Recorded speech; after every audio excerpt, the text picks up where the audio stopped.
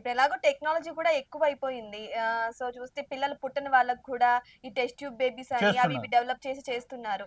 మరి అటువంటి వారు ఎందుకు రావాలి మీ దగ్గరికి? ఒకసారి వచ్చారనుకోండి. హ్మ్. మరి మీ దగ్గరికి సమస్యల కోసం వస్తుంటారు, చదువు కోసం వస్తుంటారు, పెళ్ళిళ్ళ కోసం వస్తుంటారు. మరి అటువంటి సమస్యలని మీరెలా పరిష్కరిస్తారు? ఇప్పుడు నువ్వన్నట్టుగా ఇప్పుడు టెక్నాలజీ పెరిగిపోయింది కాబట్టి, ఇప్పుడు సైన్స్ పెరిగిపోయింది కాబట్టి, ఇప్పుడు నువ్వన్నట్టుగా పిల్లలు కూడా కంప్యూటర్‌లోనే పిల్లలు పుట్టేలా మిషన్‌ల ద్వారాగానే పుట్టేలా చేస్తున్నారు. కానీ అది అందరికి ఇష్టం ఉండదు కదమ్మా! కొంతమందికి మనకి భగవంతుడిచ్చి మన కడుపులో జన్మించితే మనకదొక సంతోషం ఉంటదనుకునే వాళ్ళు చాలామంది ఉంటారు. ఇక అది కూడా లేదు అనుకుంటే, మన వంశం కావాలనుకుంటే ఇప్పుడు నువ్వు చెప్పినట్టుగా పోయేటోళ్ళు ఉంటారు. దాన్ని మనం కాదనలేము. ఆడికి పోయేవాళ్ళు ఆడికే పోతున్నారు. మన దగ్గరకొచ్చేవాళ్ళు మన దగ్గరకొస్తున్నారు. అందరూ ఆడికే పోవాలని లేదు కదా! లక్షలు ఖర్చు పెడితే కొంతమందికి పిల్లలు పుడుతున్నారు. మరి అదే నువ్వు చెప్పిన దాన్ని బట్టి చూస్తే. అర్థమైందా? మా దగ్గర లక్షలు లేకుండానే మా దగ్గర భగవంతుడి ఆశీస్సులతో పుట్టేవాళ్ళు కొంతమంది ఉంటారు. మరి అందరూ అదే లక్షలు పెట్టి చేయలేరు కదా! అందుకని అటు పోతారు, ఇటు పోతారు. పుట్టేవాళ్ళు కంపల్సరీగా పుడతారు. పెళ్ళిళ్ళు కావట్లేదు అనంటే వాళ్ళు అన్ని గుళ్ళు తిరుగుతారు, అన్ని చేస్తారు, హోమాలు చేస్తారు, అన్ని చేస్తారు. ఎవరైనా చెప్తారు ఇట్లా ఉంది అని చెప్పి. ఒక గురువుగారిని కలిస్తే బాగుంటుంది కదా! దాని దోషం ఉంటే పోద్ది కదా అనుకుంటారు.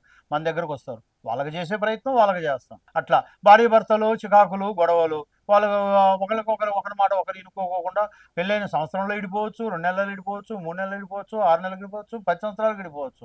అట్లా భార్యాభర్తలను కూడా కలగట్టేదానికి వశీకరణం అంటారు. భార్యాభర్తలు వశయం చేయొచ్చు. దానివల్ల కూడా భార్యాభర్తలు బాగుండి వాళ్ళ కుటుంబం బాగుండేలా వశీకరణ. కూడా వశీకరణం చేయొచ్చు.